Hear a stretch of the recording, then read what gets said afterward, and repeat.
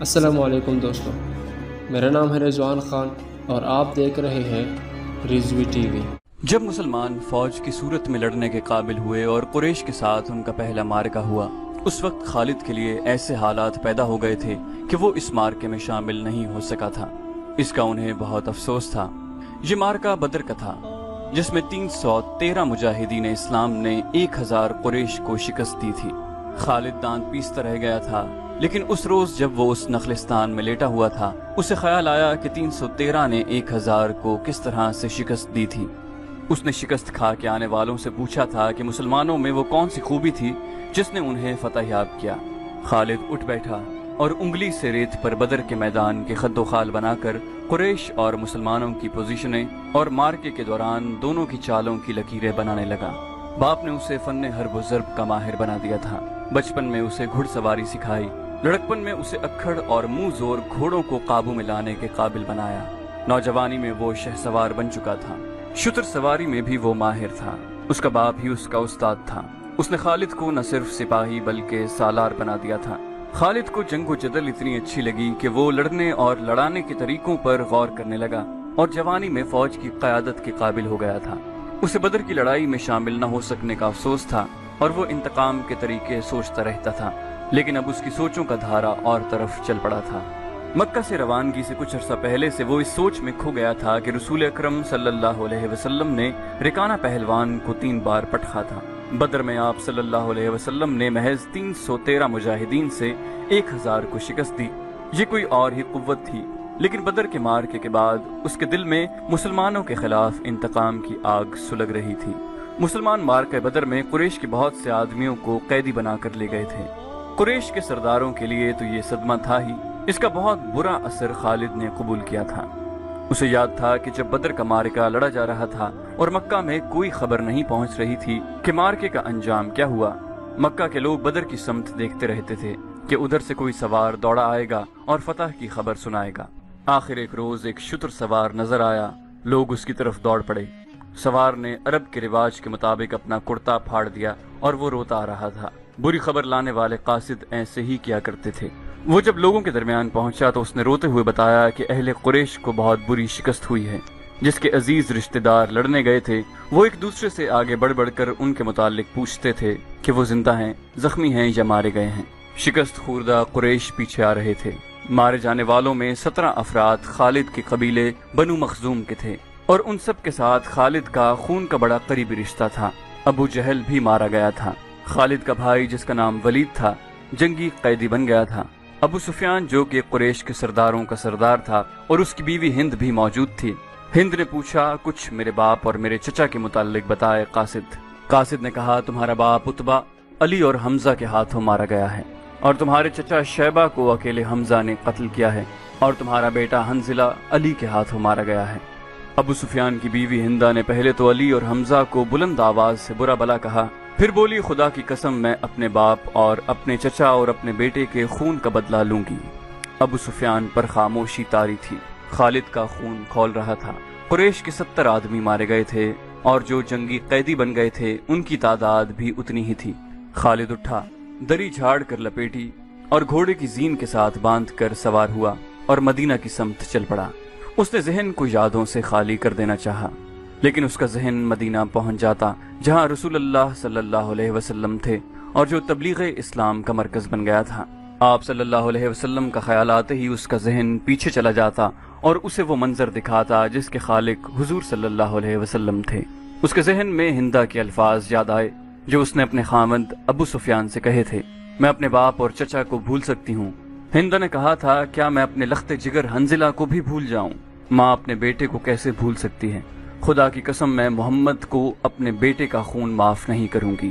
یہ لڑائی محمد نے کرائی ہے، میں حمزہ اور علی کو نہیں بخشوں گی۔ وہ میرے باپ، میرے چچا اور میرے بیٹے کے قاتل ہیں۔ میرے خون کو صرف میرے بیٹے کا قتل گرما رہا ہے۔ ابو سفیان نے کہا تھا، مجھ پر اپنے بیٹے کے خون کا انتقام فرض ہو گیا ہے۔ میں سب سے پہلے یہ کام کروں گا کہ محمد کے خلاف زبردست فوج تیار کر کے اسے آئندہ لڑنے کے قابل نہیں چھوڑوں گا۔ مشہور مورخ اور واقع نگار واقدی لکھتا ہے کہ اگلے ہی روز ابو سفیان نے تمام سرداروں کو بلایا۔ ان میں زیادہ تعداد ان سرداروں کی تھی جو کسی نہ کسی وجہ سے جنگ بدر میں شریک نہیں ہو سکے تھے۔ اور ان میں سے ہر ایک کا کوئی نہ کوئی عزیز اس جنگ میں مارا گیا تھا۔ سب انتقام کا ارادہ لے کر اکٹھے ہوئے۔ کیا مجھے زیادہ باتیں کرنے کی ضرورت ہے؟ ابو سفیان نے کہا، میرا اپنا جوان بیٹا مارا گیا ہے، اگر میں انتقام نہیں لیتا تو مجھے جینے کا کوئی حق نہیں۔ سب ایک ہی بار بولنے لگے۔ وہ اس پر متفق تھے کہ مسلمانوں سے بدر کی شکست کا انتقام لیا جائے، لیکن آپ میں سے کوئی بھی اپنے گھر میں نہ بیٹھا رہے۔ خالد نے کہا، بدر میں ہم صرف اس لیے ذلت میں گھرے کہ سردار گھروں میں بیٹھے رہے اور ان لوگوں کو لڑنے بھیج دیا جو قریش کی عظمت کو نہیں سمجھتے تھے۔ کیا میرے باپ کو بھی قریش کی عظمت کا خیال نہ تھا؟ خالد کے چچا زاد بھائی اکرمہ، جو ابو جہل کا بیٹا تھا، برہم ہوتے ہوئے کہا، کیا صفوان بن امیہ کے باپ کو بھی قریش کی عظمت کا خیال نہ تھا؟ تم کہاں تھے الولید کے بیٹے؟ ہم یہاں ایک دوسرے سے لڑنے کے لیے اکٹھے نہیں ہوئے۔ ابو سفیان نے کہا، خالد تمہیں ایسی بات نہیں کہنی چاہیے تھی جس سے کوئی اپنی بے عزتی محسوس کرے۔ خالد نے کہا، ہم میں سے کوئی عزت والا نہیں رہا، ہم سب اس وقت تک بے عزت رہیں گے جب تک ہم محمد صلی اللہ علیہ وسلم اور اس کے چیلوں کو ہمیشہ کے لیے ختم نہیں کر دیتے۔ مجھے اپنے گھوڑوں کے سموں کی قسم، میرے خون کی گرمی نے میری آنکھیں جلا دی ہیں۔ ان آنکھوں کو مسلمانوں کا خون ہی ٹھنڈا کر سکتا ہے۔ میں پھر کہوں گا کہ اب سردار آگے ہوں گے، اور میں جانتا ہوں کہ میں میدان جنگ میں کہاں ہوں گا، لیکن جنگ میں ہمارا جو سردار ہوگا میں اس کے حکم کا پابند رہوں گا، اور اگر میں سمجھوں گا کہ مجھے سردار نے ایسا حکم دیا ہے جو ہمیں نقصان دے گا تو میں ایسا حکم نہیں مانوں گا۔ سب نے متفقہ طور پر ابو سفیان کو اپنا سردار مقرر کیا۔ اس سے ایک روز پہلے اہل مکہ کا ایک قافلہ فلسطین سے مکہ واپس آیا تھا۔ یہ تجارتی قافلہ تھا۔ مکہ کے باشندوں خصوصاً قریش کے ہر خاندان نے اس تجارت میں حصہ ڈالا تھا۔ اس قافلے میں کم و بیش 1000 اونٹ تھے، اور جو مال گیا تھا اس کی مالیت 50,000 دینار تھی۔ قافلے کا سردار ابو سفیان تھا، جس نے 50,000 پر 50,000 دینار منافع کمایا تھا۔ قافلے سے واپسی کا راستہ مدینہ سے گزرتا تھا۔ مسلمانوں کو پتہ چل گیا۔ انہوں نے پورے قبیلے کو گرفتار کرنے کا ارادہ کیا اور ایک مقام پر قافلے کو گھیرے میں لے لیا، لیکن وہ زمین ایسی تھی کہ ابو سفیان نے ایک ایک آدمی اور ایک ایک اونٹ کو زمین کے اونچے نیچے خد و خال سے فائدہ اٹھاتے ہوئے گھیرے سے نکال دیا تھا۔ خالد کا گھوڑا خرامہ خرامہ مدینہ کی طرف چلا جا رہا تھا، مگر خالد کا ذہن پیچھے کو سفر کر رہا تھا۔ اسے اس وقت کا جب قریش انتقام کی سکیم بنانے کے لیے اکٹھے ہوئے تھے، ایک ایک لفظ جو کسی نے کہا تھا سنائی دے رہا تھا۔ اگر تم نے مجھے اپنی سرداری دی ہے تو میرے ہر فیصلے کی پابندی تم پر لازم ہے۔ ابو سفیان نے کہا، میرا پہلا فیصلہ یہ ہے کہ میں نے ابھی 50,000 دینار منافع سب میں تقسیم نہیں کیا، وہ میں تقسیم نہیں کروں گا۔ یہ مسلمانوں کے خلاف فیصلہ کن جنگ میں استعمال ہوگا۔ مجھے اور میرے خاندان کو یہ فیصلہ منظور ہے۔ سب سے پہلے خالد نے کہا، پھر منظور ہے اور منظور ہے، ایسا ہی کرو کی آوازیں اٹھیں۔ ابو سفیان نے کہا، میرا دوسرا حکم یہ ہے، جنگ بدر میں ہمارے جو آدمی مارے گئے ہیں ان کے لواحقین آہوزاری کر رہے ہیں۔ میں نے مردوں کو دھاڑے مارتے اور عورتوں کو بین کرتے سنا ہے۔ اللہ کی قسم، جب آنسو بہہ جاتے ہیں تو انتقام کی آگ سرد ہو جاتی ہے۔ آج سے بدر کے مقتولین پر کوئی نہیں روئے گا۔ اور میرا تیسرا حکم یہ ہے کہ مسلمانوں نے بدر کی لڑائی میں ہمارے جن آدمیوں کو قید کیا ہے ان کی رہائی کے لیے کوئی کوشش نہیں کی جائے گی۔ تم جانتے ہو کہ مسلمانوں نے قیدیوں کی رہائی کے لیے ان کے درجے مقرر کر دیے ہیں اور ان کا فدیہ 1000 سے 40 درہم مقرر کیا ہے۔ ہم مسلمانوں کو 1 درہم بھی نہیں دیں گے، یہ رقم ہمارے ہی خلاف استعمال ہوگی۔ خالد کو گھوڑے کی پیٹھ پر بیٹھے اور مدینہ کی طرف جاتے ہوئے جب وہ لمحے یاد آ رہے تھے تو اس کی مٹھیاں بند ہو گئیں۔ غصے کی لہر اس کے سارے وجود میں بھر گئی۔ وہ وقت بہت پیچھے رہ گیا تھا، لیکن اب بھی اس کے اندر غصہ بیدار ہو گیا تھا۔ غصہ اس بات پہ آیا کہ اجلاس میں طے تھا کہ مسلمانوں کے پاس مکہ کا کوئی آدمی اپنے قیدی کو چھڑانے مدینہ نہیں جائے گا، لیکن ایک آدمی چوری چھپے مدینہ چلا جاتا اور اپنے عزیز رشتہ دار کو رہا کرا لاتا۔ ابو سفیان نے اپنا حکم واپس لے لیا۔ خالد کا اپنا ایک بھائی جس کا نام ولید تھا مسلمانوں کے پاس جنگی قیدی تھا۔ اگر اس وقت تک قریش اپنے بہت سے قیدی رہا نہ کرا لائے ہوتے تو خالد اپنے بھائی کی رہائی کے لیے کبھی نہ جاتا۔ اسے اپنے بھائیوں نے مجبور کیا تھا کہ ولید کی رہائی کے لیے جائے۔ خالد کو یاد آ رہا تھا کہ وہ اپنے وقار کو ٹھیس پہنچانے پر آمادہ نہیں ہو رہا تھا، لیکن اسے خیال آیا تھا۔ خیال یہ تھا کہ رسول کریم صلی اللہ علیہ وسلم بھی اسی کے قبیلے کے تھے اور آپ صلی اللہ علیہ وسلم کے پیروکار یعنی جو مسلمان ہو گئے تھے وہ بھی قریش اور اہل مکہ سے تھے۔ وہ آسمان سے تو نہیں اترے تھے، وہ اتنے جری اور دلیر تو نہیں تھے کہ 313 کی تعداد میں 1000 کو شکست دے سکتے۔ اب ان میں کیسی قوت آ گئی ہے کہ وہ ہمیں نیچا دکھا کر ہمارے آدمیوں کی قیمتیں مقرر کر رہے ہیں۔ خالد نے سوچا انہیں ایک نظر دیکھوں گا، محمد صلی اللہ علیہ وسلم کو غور سے دیکھوں گا، اور وہ اپنے بھائی حشام کو ساتھ لے کر مدینہ چلا گیا تھا۔ اس نے اپنے ساتھ 4000 درہم باندھ لیے تھے۔ اسے معلوم تھا کہ بنو مخزوم کے سردار الولید کے بیٹے کا فدیہ 4000 درہم سے کم نہیں ہوگا، اور ایسا ہی ہوا۔ اس نے مسلمانوں کے ہاں جا کر اپنے بھائی کا نام لیا تو ایک مسلمان نے جو قیدیوں کی رہائی اور فدیہ کی وصولی پر مامور تھا کہا کہ 4000 درہم ادا کرو، ہم فدیے میں کچھ رعایت چاہتے ہیں۔ خالد کے بھائی حشام نے کہا تم لوگ آخر ہم میں سے ہو، کچھ پرانے رشتوں کا خیال کرو، اب ہم تم میں سے نہیں ہیں۔ مسلمانوں نے کہا ہم اللہ کے رسول صلی اللہ علیہ وسلم کے حکم کے پابند ہیں، کیا ہم تمہارے رسول اللہ صلی اللہ علیہ وسلم سے بات کر سکتے ہیں؟ حشام نے پوچھا۔ خالد نے گرج کر کہا حشام، میں اپنے بھائی کو اپنے وقار پر قربان کر چکا ہوں، مگر تم مجھے اپنے ساتھ لے آئے ہو، یہ جتنا مانگتے ہیں انہیں دے دو، میں محمد کے سامنے جا کر رحم کی بھیک نہیں مانگوں گا۔ اس نے درہموں سے بھری تھیلی مسلمانوں کے سامنے پھینکتے ہوئے کہا گن لو اور ہمارے بھائی کو ہمارے حوالے کر دو۔ رقم گنی جا چکی تھی تو ولید کو خالد اور حشام کے حوالے کر دیا گیا۔ تینوں بھائی اسی وقت مکہ کو روانہ ہو گئے۔ راستے میں دونوں بھائیوں نے ولید سے پوچھا کہ ان کی شکست کا باعث کیا تھا۔ انہیں توقع تھی کہ ولید جو ایک جنگجو خاندان کا جوان تھا، انہیں جنگی فہم و فراست اور حرب و ضرب کے طور طریقوں کے مطابق مسلمانوں کی جنگی چالوں کی خوبیاں اور اپنی خامیاں بتائے گا، مگر ولید کا انداز ایسا اور اس کے ہونٹوں پر مسکراہٹ ایسی تھی جیسے اس پر کوئی پراسرار اثر ہو۔ ولید کچھ تو بتاؤ، خالد نے اس سے پوچھا۔ ہمیں اپنی شکست کا انتقام لینا ہے، قریش کے تمام سردار اگلی جنگ میں شامل ہو رہے ہیں، ہم ارد گرد کے قبائل کو بھی ساتھ ملا رہے ہیں اور وہ مکہ میں جمع ہونا شروع ہو گئے ہیں۔ ولید نے کہا سارے عرب کو اکٹھا کر لو خالد، تم مسلمانوں کو شکست نہیں دے سکو گے۔ میں نہیں بتا سکتا کہ محمد صلی اللہ علیہ وسلم کے ہاتھ میں کوئی جادو ہے یا ان کا نیا عقیدہ سچا، یا کیا بات ہے کہ میں نے ان کا قیدی ہوتے ہوئے بھی انہیں ناپسند نہیں کیا۔ حشام نے کہا پھر تم اپنے قبیلے کے غدار ہو یا تم پر ان کا جادو اثر کر گیا ہے۔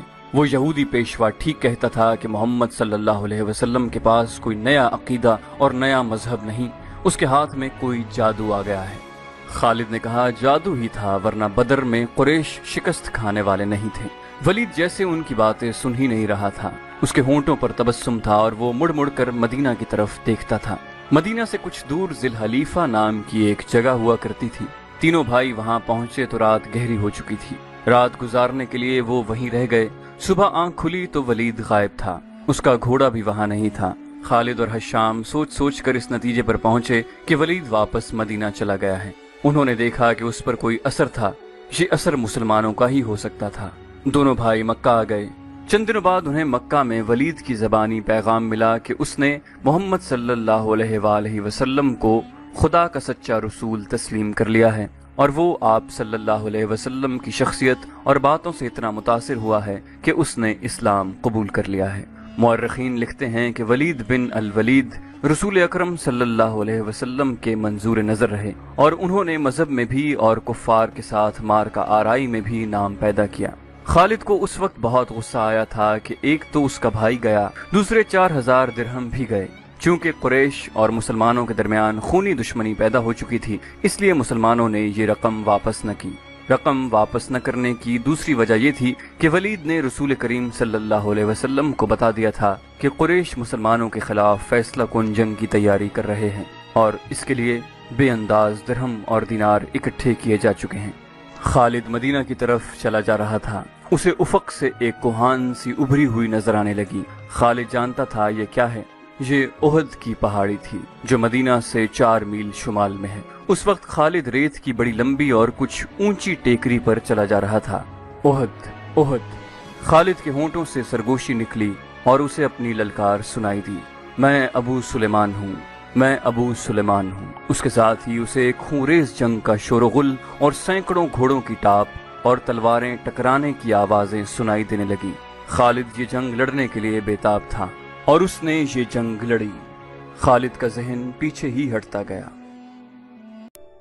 مارچ 625 عیسوی شوال 3 ہجری کے مہینے میں قریش نے مدینہ پر حملہ کرنے کے لیے جو لشکر تیار کیا تھا وہ مکہ میں اکٹھا ہو چکا تھا۔ اس کی کل تعداد 3000 تھی۔ اس میں 700 افراد نے زرہ پہن رکھی تھی، گھڑ سوار 200 کے لگ بھگ تھے، اور رسد اور سامان جنگ 3000 اونٹوں پر لدا ہوا تھا۔ یہ لشکر کوچ کے لیے تیار تھا۔ خالد کو ایک روز پہلے کی بات کی طرح یاد تھا کہ اس لشکر کو دیکھ کر وہ کس قدر خوش ہوا تھا۔ انتقام کی آگ بجھانے کا وقت آ گیا تھا۔ اس لشکر کا سالار اعلیٰ ابو سفیان تھا اور خالد اس لشکر کے ایک حصے کا کمانڈر تھا۔ اس کی بہن بھی اس لشکر کے ساتھ جا رہی تھی۔ اس کے علاوہ 14 عورتیں اس لشکر کے ساتھ جانے کے لیے تیار تھیں۔ ان میں ابو سفیان کی بیوی ہند بھی تھی، عمرو بن العاص کی اور ابو جہل کے بیٹے اکرمہ کی بیویاں بھی شامل تھیں۔ باقی سب گانے بجانے والیاں تھیں۔ سب کی آواز میں سوز تھا اور ان کے ساز دف اور ڈھولک تھے۔ ان عورتوں کا جنگ میں یہ کام تھا کہ جو شیلے اور جذباتی گیت گا کر سپاہیوں کا حوصلہ بلند رکھیں اور ان کی یاد تازہ کرتی رہیں جو جنگ بدر میں مارے گئے تھے۔ خالد کو افریقہ کا ایک حبشی یاد آیا جس کا نام وحشی بن حرب تھا۔ وہ قریش کے ایک سردار جبیر بن مطعم کا غلام تھا۔ وہ دراز قد اور سیاہ رو اور طاقتور تھا۔ اس نے برچھی مارنے کے فن میں شہرت حاصل کی تھی۔ اس کے پاس افریقہ کی بنی ہوئی برچھی تھی۔ اس کا افریقی نام کچھ اور تھا۔ اسے عربی نام جبیر نے اس کے جنگی کمالات دیکھ کر دیا تھا۔ بن حرب کوچ سے کچھ دیر پہلے جبیر بن مطعم نے اسے کہا، مجھے اپنے چچا کے خون کا بدلہ لینا ہے، شاید مجھے موقع نہ مل سکے۔ میرے چچا کو بدر کی لڑائی میں محمد صلی اللہ علیہ وسلم کے چچا حمزہ نے قتل کیا تھا۔ اگر تم حمزہ کو قتل کر دو تو میں تمہیں آزاد کر دوں گا۔ حمزہ میری برچھی سے قتل ہوگا، وحشی بن حرب نے کہا۔ یہ حبشی غلام اس طرف جا نکلا جہاں وہ عورتیں اونٹوں پر سوار ہو چکی تھیں جو اس لشکر کے ساتھ جا رہی تھیں۔ کسی عورت نے اسے پکارا، وہ رک گیا۔ دیکھا کہ ابو سفیان کی بیوی ہند اسے بلا رہی تھی۔ وہ اس کے قریب چلا گیا۔ ہند نے کہا کہ حیران نہ ہو، میں نے بلایا ہے، میرا سینہ انتقام کی آگ سے جل رہا ہے، میرا سینہ ٹھنڈا کر دے۔ غلام نے کہا، حکم خاتون، اپنے سالار کی زوجہ کے حکم پر اپنی جان بھی دے دوں گا۔ بدر میں میرے باپ کو حمزہ نے قتل کیا تھا۔ ہند نے کہا، تو حمزہ کو اچھی طرح پہچانتا ہے، یہ دیکھ میں نے سونے کے جو زیورات پہن رکھے ہیں، اگر تو حمزہ کو قتل کر دے گا تو یہ سب زیورات تیرے ہوں گے۔ وحشی بن حرب نے ہند کے زیورات پر نظر ڈالی تو وہ مسکرایا اور زیر لب پرعزم لہجے میں بولا، حمزہ کو میں ہی قتل کروں گا۔ خالد کو اپنے لشکر کا کوچ یاد تھا۔ اسی رستے سے لشکر مدینہ کو گیا تھا۔ اس نے ایک بلند جگہ کھڑے ہو کر لشکر کو دیکھا تھا۔ اس کا سینہ فخر سے پھیل گیا۔ اسے مدینہ کے مسلمانوں پر رحم آ گیا تھا، لیکن اس رحم نے بھی اسے مسرت دی تھی۔ یہ خون کی دشمنی تھی، یہ اس کے وقار کا مسئلہ تھا۔ مسلمانوں کو کچل ڈالنا اس کا عزم تھا۔ جنگ احد کے بہت دن بعد اسے پتا چلا تھا کہ جب مکہ میں قریش اپنا لشکر جمع کر رہے تھے تو اطلاع رسول کریم کو مل گئی تھی، اور جب یہ لشکر مدینہ کے راستے میں تھا تو رسول خدا صلی اللہ علیہ وسلم کو اس کی رفتار، پڑاؤ اور مدینہ سے فاصلے کی اطلاعیں مسلسل ملتی رہی تھیں۔ آپ صلی اللہ علیہ وسلم کو لشکر کے مکہ سے کوچ کی اطلاع حضرت عباس رضی اللہ عنہ نے دی تھی۔ قریش کے اس لشکر نے مدینہ سے کچھ میل دور کوہ احد کے قریب ایک ایسی جگہ کیمپ کیا تھا جو ہری بھری تھی اور وہاں پانی بھی تھا۔ خالد کو معلوم نہ تھا کہ مسلمانوں کے 2 جاسوس اس لشکر کی پوری تعداد دیکھ آئے ہیں اور رسول کریم صلی اللہ علیہ وسلم کو بتا چکے ہیں۔ 21 مارچ 625 کے روز رسول کریم صلی اللہ علیہ وسلم نے اپنی فوج کو کوچ کا حکم دیا اور شیخین نامی ایک پہاڑی کے دامن میں خیمہ زن ہوئے۔ آپ صلی اللہ علیہ وسلم کے ساتھ 1000 پیادہ مجاہدین تھے، جن میں 100 نے سروں پر زرہ پہن رکھی تھی۔ مجاہدین کے پاس صرف 2 گھوڑے تھے، جن میں سے ایک نبی صلی اللہ علیہ وسلم کے پاس تھا۔ اس موقع پر منافقین کے نفاق کا پہلا خطرناک مظاہرہ ہوا جو غداری کے مترادف تھا۔ مدینہ کے بعض ایسے لوگوں نے اسلام قبول کر لیا تھا جو دل سے مسلمان نہیں ہوئے تھے۔ انہیں رسول کریم صلی اللہ علیہ وسلم نے منافقین کہا تھا۔ کسی کے متعلق یہ معلوم کرنا کہ وہ سچا مسلمان ہے یا منافق بہت مشکل تھا۔ جب مجاہدین مدینہ سے شیخین کی پہاڑی کی طرف کوچ کرنے لگے تو ایک با اثر آدمی جس کا نام عبداللہ بن ابی تھا، رسول صلی اللہ علیہ وسلم کے ساتھ اس بحث میں الجھ گیا کہ قریش کا لشکر 3 گنا ہے، اس لیے مدینہ سے باہر جا کر لڑنا نقصان دہ ہوگا۔ آپ صلی اللہ علیہ وسلم نے مجاہدین کے دوسرے سرداروں سے رائے لی تو اکثریت نے یہ کہا کہ شہر سے باہر لڑنا زیادہ بہتر ہوگا۔ آپ صلی اللہ علیہ وسلم عبداللہ بن ابی کے ہی ہم خیال تھے، لیکن آپ نے اکثریت کا فیصلہ ہی منظور فرمایا اور کوچ کا حکم دے دیا۔ عبداللہ بن ابی نے شہر سے باہر جانے سے انکار کر دیا۔ اس کے پیچھے ہٹنے کی دیر تھی کہ لشکر میں سے 300 آدمی پیچھے ہٹ گئے۔ تب پتہ چلا کہ یہ سب منافقین تھے اور عبداللہ ان کا سردار ہے۔ اب 3000 کے مقابلے میں مجاہدین کی نفری صرف 700 رہ گئی تھی۔ رسول کریم صلی اللہ علیہ وسلم دل برداشتہ نہ ہوئے اور 700 ہی کو ساتھ لے کر کوہ احد کے دامن میں شیخین کے مقام پر پہنچے۔ خالد نے ایک بلند ٹیکری پر کھڑے ہو کر مسلمانوں کی ترتیب دیکھی اور اس نے اپنے سالار ابو سفیان کو بتا کر اپنے دستے کی جگہ طے کر لی۔ رسول اکرم صلی اللہ علیہ وسلم نے مجاہدین کو کم و بیش 1000 گز لمبائی میں پھیلا دیا۔ پیچھے وادی تھی، مجاہدین کے ایک پہلو کے ساتھ پہاڑی تھی، لیکن دوسرے پہلو پر کچھ نہیں تھا۔ اس پہلو کو مضبوط رکھنے کے لیے رسول صلی اللہ علیہ وسلم نے 50 تیر اندازوں کو قریب کی ایک ٹیکری پر بٹھا دیا۔ ان تیر اندازوں کے کمانڈر عبداللہ بن جبیر تھے۔ اپنی ذمہ داری سمجھ لو عبداللہ۔ رسول خدا صلی اللہ علیہ وسلم نے اسے ہدایت دیتے ہوئے فرمایا، اپنے عقب کو دیکھو، دشمن ہمارے عقب میں نقل و حرکت کر سکتا ہے، جو ہمارے لیے خطرہ ہے۔ دشمن کے پاس گھڑ سوار زیادہ ہیں، وہ ہمارے پہلو پر گھڑ سواروں سے حملہ کر سکتا ہے۔ اپنے تیر اندازوں کو گھڑ سواروں پر مرکوز رکھو، پیادوں کا مجھے کوئی ڈر نہیں۔ تقریباً تمام مستند مورخین، جن میں ابن حشام اور واقدی خاص طور پر قابل ذکر ہیں، لکھتے ہیں کہ رسول کریم صلی اللہ علیہ وسلم نے عبداللہ بن جبیر رضی اللہ عنہ کو واضح الفاظ میں کہا تھا، ہمارا عقب صرف تمہاری بیداری اور مستعدی سے محفوظ رہے گا، تمہاری ذرا سی کوتاہی بھی ہمیں بڑی ذلت آمیز شکست دے سکتی ہے۔ یاد رکھو عبداللہ، اگر تم دشمن کو بھاگتے ہوئے اور ہمیں فتح یاب ہوتے ہوئے دیکھ لو تو بھی اس جگہ سے نہ ہلنا۔ اگر دیکھو کہ ہم پر دشمن کا دباؤ بڑھ گیا ہے اور تمہیں ہماری مدد کے لیے پہنچنا چاہیے تو بھی یہ جگہ نہ چھوڑنا۔ پہاڑی کی یہ بلندی دشمن کے قبضے میں نہیں جانی چاہیے، یہ بلندی تمہاری ہے، وہاں سے تم نیچے اس تمام علاقے کے حکمران ہوگے جہاں تک تمہارے تیر اندازوں کے تیر پہنچیں گے۔ خالد نے مسلمانوں کی ترتیب دیکھی اور ابو سفیان کو بتایا کہ مسلمان کھلے میدان کی لڑائی نہیں لڑیں گے۔ ابو سفیان کو اپنی کثیر نفری پر ناز تھا، وہ چاہتا تھا کہ لڑائی کھلے میدان میں یعنی لامحدود محاذ پر ہو تاکہ وہ اپنے پیادوں اور گھوڑوں کی افراد سے مجاہدین اسلام کو کچل ڈالے۔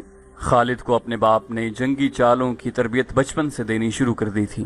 دشمن پر بے خبری میں پہلو یا عقب سے جھپٹنا اور دشمن کو چکر دے دے کر مارنا، اپنے دستوں کی تقسیم اور ان پر کنٹرول اس کی تربیت میں شامل تھا جو اسے باپ نے دی تھی۔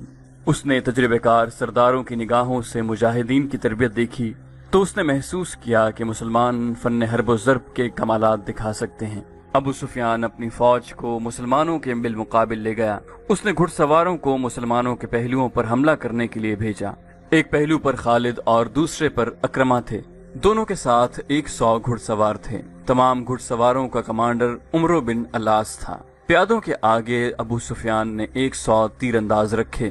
قریش کا پرچم طلحہ بن ابو طلحہ نے اٹھا رکھا تھا۔ اس زمانے کی جنگوں میں پرچم کو دل جیسی اہمیت حاصل تھی۔ پرچم کے گرنے سے فوج کا حوصلہ ٹوٹ جاتا اور بھگدڑ مچ جاتی۔ قریش نے جنگ کی ابتدا اس طرح کی کہ ان کی صفوں سے ایک شخص ابو عامر فاسق آگے ہو کر مجاہدین کے قریب چلا گیا۔ اس کے پیچھے قریش کے غلاموں کی کچھ تعداد بھی تھی۔ ابو عامر مدینہ کا رہنے والا تھا، وہ قبیلہ اوس کا سردار تھا۔ جب رسول کریم صلی اللہ علیہ وآلہ وسلم مکہ سے ہجرت کر کے مدینہ گئے تھے تو ابو عامر نے قسم کھائی تھی کہ وہ آپ صلی اللہ علیہ وسلم کو اور تمام مسلمانوں کو مدینہ سے نکال کر دم لے گا۔ اس پر ایک بڑی ہی حسین یہودن کا اور یہودیوں کے مال و دولت کا طلسم طاری تھا۔ یہودیوں کی اسلام دشمن کارروائیاں زمین دوز ہوتی تھیں۔ بظاہر انہوں نے مسلمانوں کے ساتھ دوستی اور فرما برداری کا معاہدہ کر رکھا تھا۔ ابو عامر انہی کے ہاتھ میں کٹھ پتلی بنا ہوا تھا، لیکن ان یہودیوں نے اسے قریش کا دوست بنا رکھا تھا۔ اب مجاہدین قریش کے خلاف لڑنے کے لیے مدینہ سے نکلے تو ابو عامر قریش کے پاس چلا گیا۔ اس کے قبیلہ اوس کے بہت سے آدمی رسول کریم صلی اللہ علیہ وسلم کے دست مبارک پر اسلام قبول کر چکے تھے اور وہ قریش کے مقابلے میں صف آرا تھے۔ ابو عامر آگے چلا گیا اور مجاہدین سے بلند آواز سے مخاطب ہوا۔ رسول کریم صلی اللہ علیہ وسلم نے اسے فاسق کا خطاب دیا تھا۔ قبیلہ اوس کے غیرت مند بہادروں، ابو عامر فاسق نے کہا، تم مجھے یقیناً پہچانتے ہو، میں کون ہوں، میری بات غور سے سن لو۔ وہ اپنی للکار پوری نہ کر پایا کہ مجاہدین اسلام کی صف سے قبیلہ اوس کے ایک مجاہد کی آواز گرجی، او فاسق بدکار، ہم تیرے نام پر تھوک چکے ہیں۔ خالد کو وہ وقت یاد آ رہا تھا۔ مجاہدین اسلام کی صف سے ابو عامر اور اس کے ساتھ گئے ہوئے غلاموں پر پتھروں کی بوچھاڑ شروع ہو گئی۔ مورخ لکھتے ہیں کہ پتھر برسانے والے قبیلہ اوس کے مجاہدین تھے۔ ابو عامر اور غلام جو مجاہدین کے پتھروں کی زد میں تھے، ایک ایک دو پتھر کھا کر پیچھے بھاگ آئے۔ یہودی مدینہ میں بیٹھے لڑائی کی خبروں کا انتظار کر رہے تھے۔ جس یہودن کے طلسم میں ابو عامر گرفتار تھا، وہ اپنی کامیابی کی خبر سننے کے لیے بےتاب تھی۔ اسے ابھی معلوم نہ تھا کہ اس کے حسن و جوانی کے طلسم کو مسلمانوں نے سنگسار کر دیا ہے۔ ابو عامر فاسق کے اس واقعے سے پہلے وہ عورتیں جو قریش کے لشکر کے ساتھ گئی تھیں، لشکر کے درمیان کھڑی ہو کر سریلی آوازوں میں ایسے گیت گا رہی تھیں جن میں بدر میں مارے جانے والے قریش کا ذکر ایسے الفاظ میں، ایسی طرز میں کیا گیا تھا کہ سننے والوں کا خون کھولتا اور رونگٹے کھڑے ہو جاتے۔ ان عورتوں میں سے ایک دو نے جوشیلی تقریر کی صورت میں بھی قریش کا خون گرمایا۔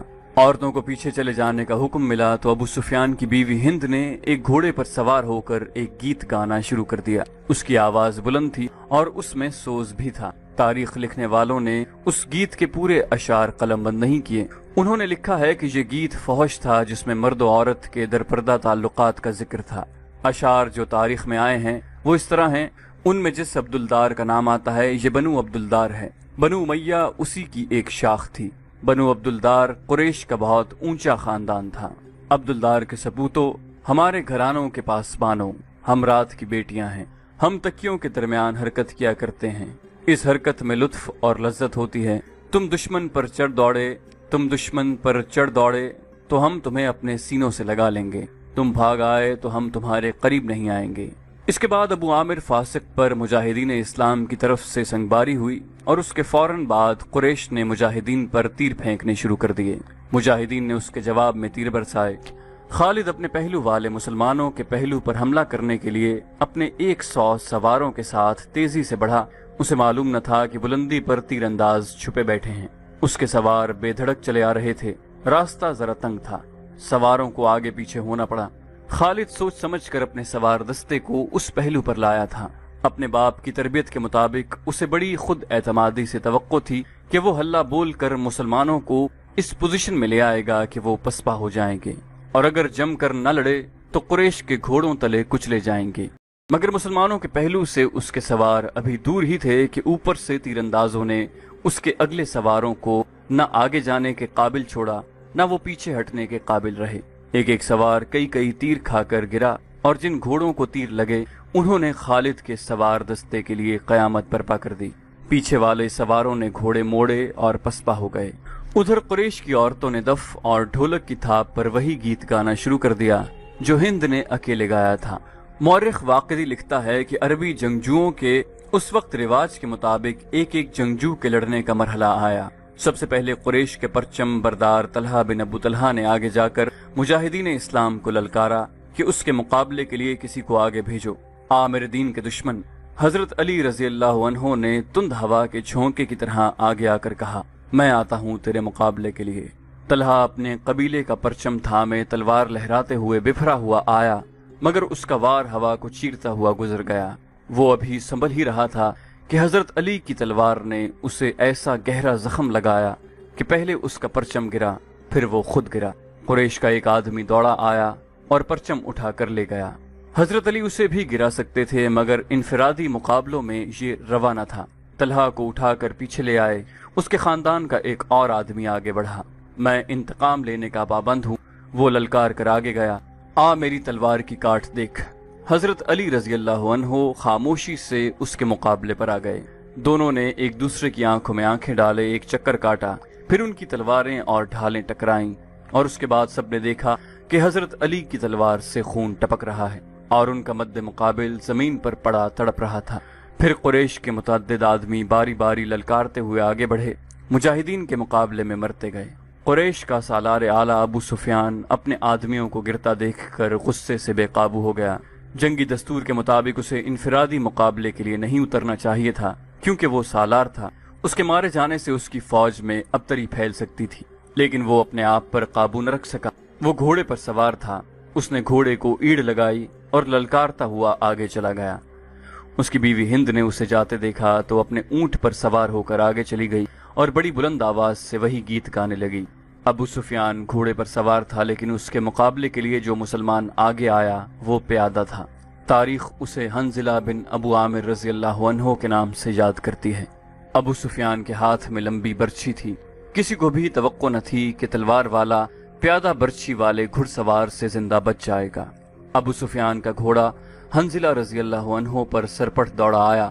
ابو سفیان نے برچھی تول کر پھر تاک کر ماری، لیکن حنظلہ رضی اللہ عنہ پھرتی سے ایک طرف ہو گئے۔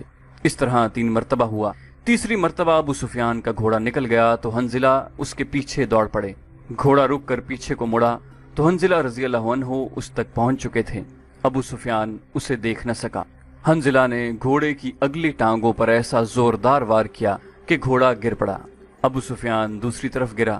حنظلہ رضی اللہ عنہ اس پر حملہ کرنے کو آگے بڑھے تو ابو سفیان گرے ہوئے گھوڑے کے ارد گرد دوڑ کر اپنے آپ کو بچانے لگا، اور اس کے ساتھ ہی اس نے قریش کو مدد کے لیے پکارا۔ قریش کا ایک پیادہ دوڑا آیا۔ مسلمان اس غلط فہمی میں رہے کہ یہ آدمی ابو سفیان کو اپنے ساتھ لے جائے گا، لیکن اس نے بے اصولی کا مظاہرہ کیا اور پیچھے سے حنظلہ رضی اللہ عنہ پر وار کر کے انہیں شہید کر دیا۔ ابو سفیان اپنی صفوں میں بھاگ گیا۔ سبسکرپشن کے بٹن کو دبائیے اور بیل آئیکن پر کلک کیجیے تاکہ آپ کو تمام ویڈیوز فوراً ملتی رہیں، اور ویڈیو پسند آنے کی صورت میں اسے لائک، شیئر اور کامنٹ کرنا مت بھولیے۔